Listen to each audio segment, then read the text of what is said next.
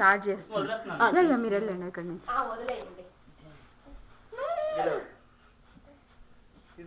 తీసుకో.